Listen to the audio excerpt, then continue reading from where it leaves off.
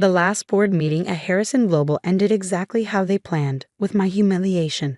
I sat at the massive mahogany table, watching my family members raise their hands one by one, voting to remove me from my own grandfather's company. The motion to remove Elizabeth Harrison from the board of directors passes unanimously, my Uncle Marcus announced, not even trying to hide his satisfaction. Effective immediately. I kept my face neutral, though my hands trembled beneath the table. At 28, I was too young to understand real business, according to them. Never mind that I had an MBA from Wharton. Never mind that I quadrupled the profits in my division. Never mind that Grandpa had specifically trained me to take over before he died. Elizabeth, my father's voice cut through my thoughts. Please gather your things from the executive office. Security will escort you out. Security, like I was some kind of threat. Of course, I replied smoothly, standing up. Though you might want to look at the Q3 projections before making any major decisions. The market's shifting. My cousin James snorted. The market's fine. You're just trying to scare us because you lost. Lost, if only they knew what was coming. I gathered my belongings under the watchful eye of Mike, our head of security, who had known me since I was a child. He looked uncomfortable with his assignment. I'm sorry, Miss Elizabeth, he muttered as we walked to the elevator. This isn't right. I smiled, patting his arm. Don't worry about it, Mike. Everything happens for a reason. The evening air felt crisp as I stepped out of Harrison Global's gleaming headquarters. Behind me, 30 floors of glass and steel reached into the Chicago skyline, a monument to my grandfather's vision. Alexander Harrison had built this company from nothing, turning a small manufacturing business into a global empire. And now his son and nephews thought they knew better than his chosen successor. My phone buzzed, a text from my cousin Patricia. That's what you get for playing with the big boys. Stick to charity work. I slipped the phone back into my pocket without responding. Patricia had always been jealous that Grandpa had chosen me to mentor, not her. Now she was probably celebrating with the others, thinking they finally put me in my place. The drive home to my lakeshore apartment gave me time to reflect on how we'd gotten here. It had started 3 months ago when I presented my analysis of the coming market changes. Manufacturing is shifting, I'd explained to the board. We need to adapt, invest in new technologies, or we'll be left behind. Uncle Marcus had laughed. The same way we've manufactured for 30 years works fine. You've been reading too many trendy business blogs. Our competitors are already adapting, I'd argued. If we don't move now. Enough, my father had interrupted. This company ran perfectly well before you came along with your modern ideas. Some of us have actual experience. Experience. That's what they call doing the same thing year after year, ignoring the changing world around them. To them, innovation was a threat, not an opportunity.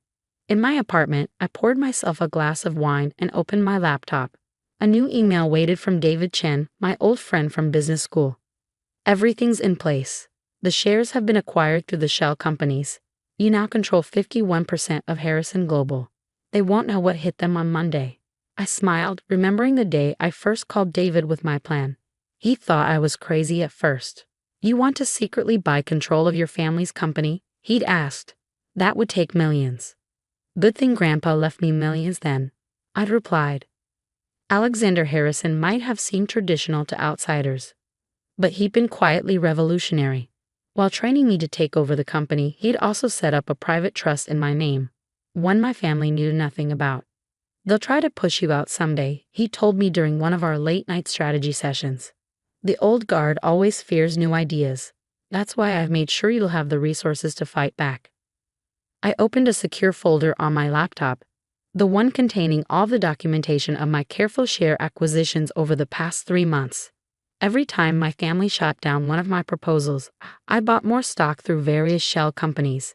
Every time they belittled my ideas in meetings, I'd acquired another chunk of shares. They thought removing me from the board would silence me. Instead, it had freed me to make my final moves without scrutiny. My phone buzzed again. Another email from David. Legal team confirms everything's ready for Monday's shareholders meeting. Your proxy documents are ironclad. Perfect timing. Monday was the annual shareholders meeting, where my family would smugly present their vision for the company's future. The same vision they'd had for the past 30 years, but they were in for a surprise. A knock at my door interrupted my thoughts. I opened it to find Angela Wong, my former assistant, holding a box of files. "They don't know I took these," she said, stepping inside. "But I thought you should have copies of all your market research. The analysis about the manufacturing changes, you were right." I took the box, touched by her loyalty. "Thank you, Angela. But aren't you worried about your job?" She straightened her shoulders. "Mr. Harrison, your grandfather, once told me to always back the person with vision, not just the person with power. You have vision." After she left, I spent hours reviewing the files.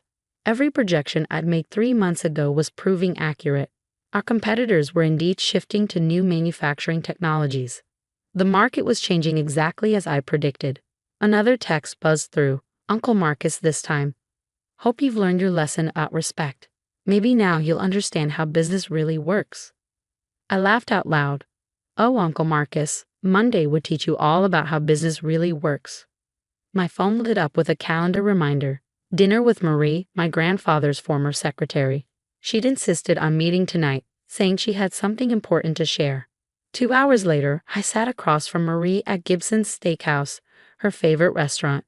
At 72, she was still sharp as ever, her eyes missing nothing.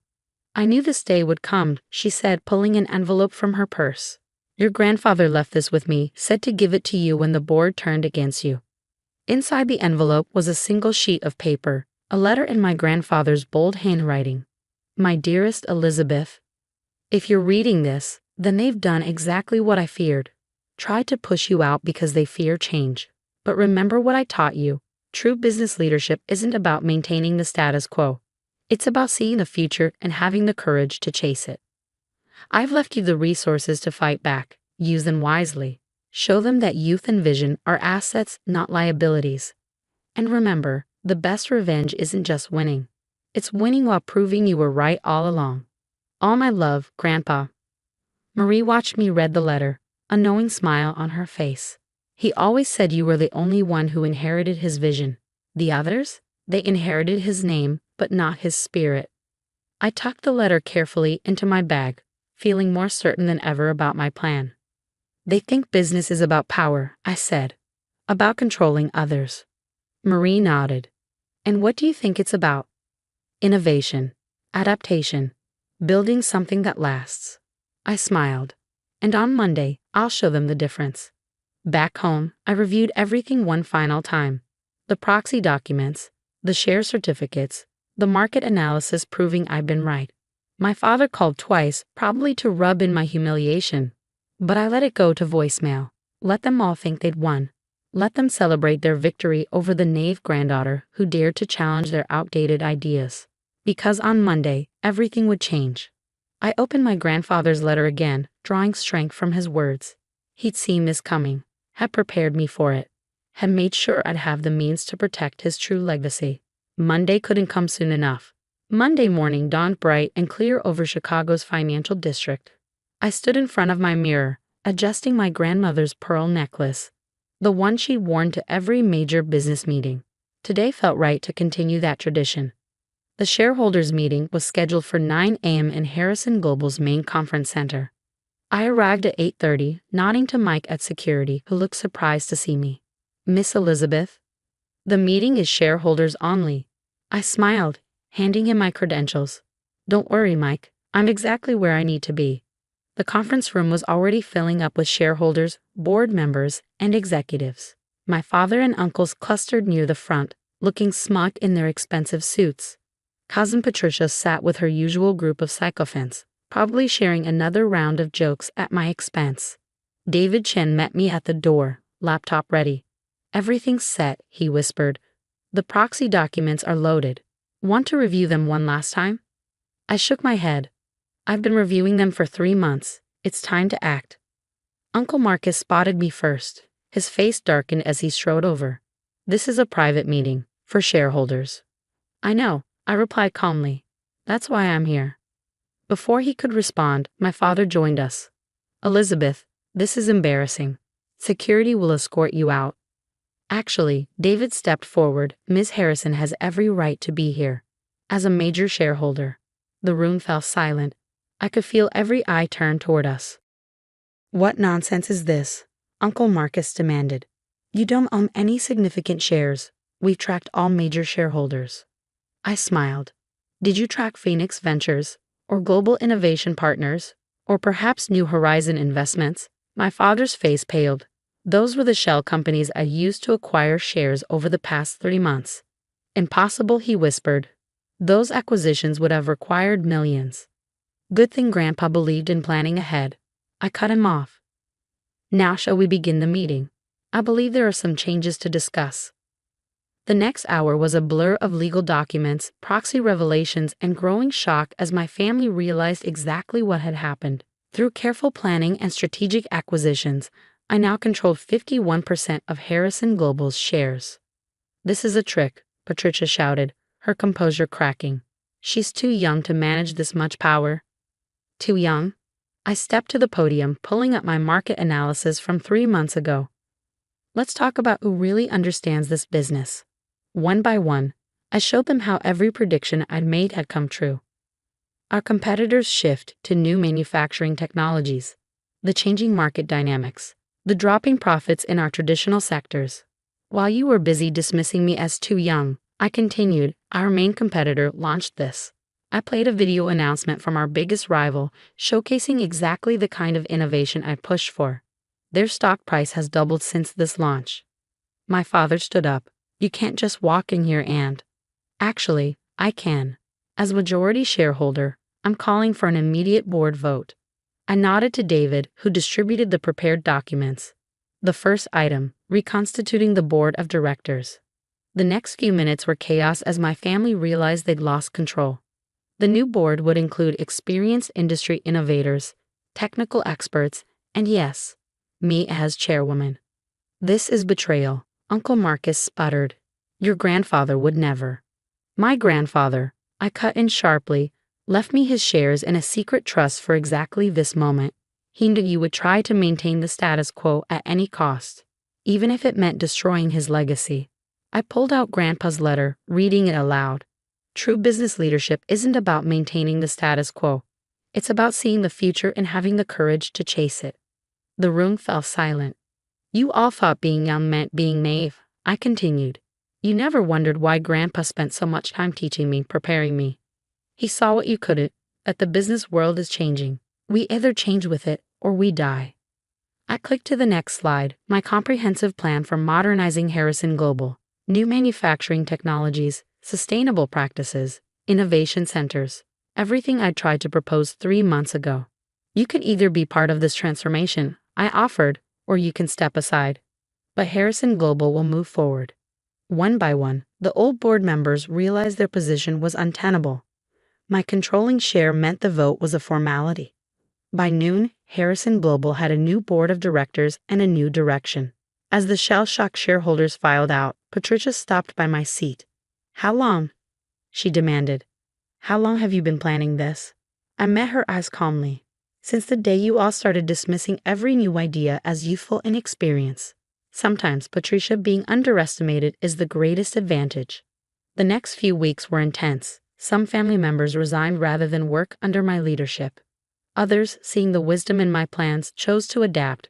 My father struggled with the change but eventually admitted that maybe, just maybe, his daughter knew what she was doing. 3 months later, we launched our first major innovation initiative.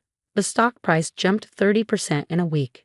6 months after that, our modernized manufacturing process was outperforming all competitors. I sat in my grandfather's old office, my office now, looking at a photo of him from the day he'd founded the company. He'd been younger than me when he started, full of ideas that others had called impossible. A knock at my door interrupted my thoughts. It was Angela, now my chief of staff. The new board reports are ready, she said. And you'll want to see this. She handed me a financial magazine. The cover story? Harrison Global. How new leadership revolutionized a traditional company. My phone buzzed. A message from Uncle Marcus.